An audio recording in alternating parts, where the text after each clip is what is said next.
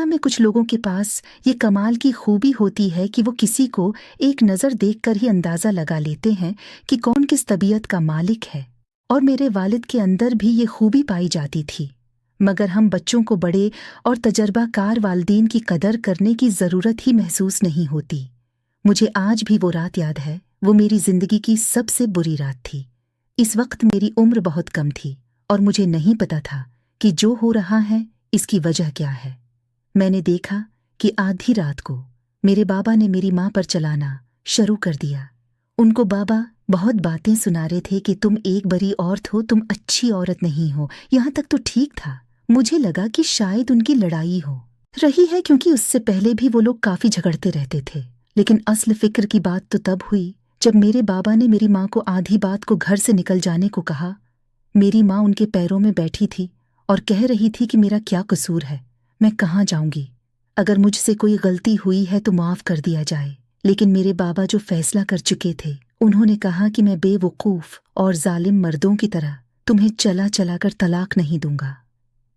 तुम्हारे घर तलाक पहुंच जाएगी, पर मैं बेगैरत मर्द भी नहीं हूं कि तुम्हें इस घर में रहने दूं। तुम्हें यहाँ से जाना होगा। इस वक्त मेरी उम्र सिर्फ 10 साल थी।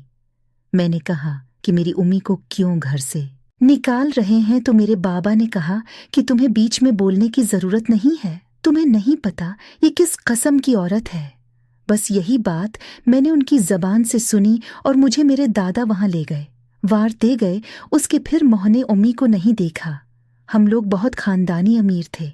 हमारी अपनी हवेली थी, कारोबार था। हमारे पास किसी चीज़ की कमी नहीं थी। जब मैं बड़ा हुआ तो मैं एक संजीदा इंसान बना। मेरे अंदर कोई जिनसी मजाक वाला उनसुर नहीं था, क्योंकि मैंने अपनी माँ को तभी खो दिया था जब मैं बहुत छोटा था। मैं अपनी उम्मी से बहुत मोहब्बत करता था। मेरे बाबा तो हमेशा कारोबार में ही मसरूफ़ रहते थे। मेरी उम्मी ही थी जिनके साथ मैं अपने दिल की हर बात करता था। पर मेरे बाबा ने इन पर इल्ज़ाम लगा कि उन्हें घर से निकाल दिया, उनको तलाक दे दी, और शायद उनसे ये वादा लिया कि वो मुझसे कभी मिलने की कोशिश न करें, क्योंकि उस दिन के बाद से मैंने उनको कभी नहीं देखा था। जब मैं बड़ा हो गया तो मैंने उनको तलाश करने की भी बहुत कोशिश की, लेकिन वो ऐसी जगह गईं कि उनके पीछे इन तक जाने का कोई भी रास्ता नहीं मिला। मुझे लगता था कि मैं उनको तलाश कर लूँगा।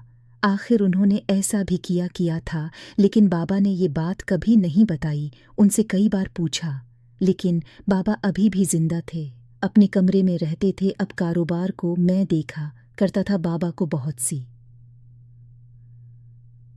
बीमारियों ने घेर लिया था, इसलिए उनके पास भी बैठकर दिल की बातें करता था। वो मुझसे अपने दिल की हर बात करते थे, पर जैसे ही उम्मी का मौजू शुरू करने लगता था तो वो मुझे कमरे से बाहर निकल जाने का कह देते थे।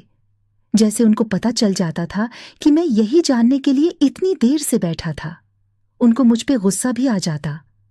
मैंने बहुत कोशिश की कि अपनी माँ का जर्म जान सकूं, बहुत कोशिश की कि उनको तलाश कर सकूं, सब कुछ करके। प्यारे दोस्तों, अगर आप इस कहानी का अगला पार्ट देखना चाहते हो तो मेरे चैनल को सब्सक्राइब कर दें। आगे उस कहानी में बहुत मज़ा आने वाला है।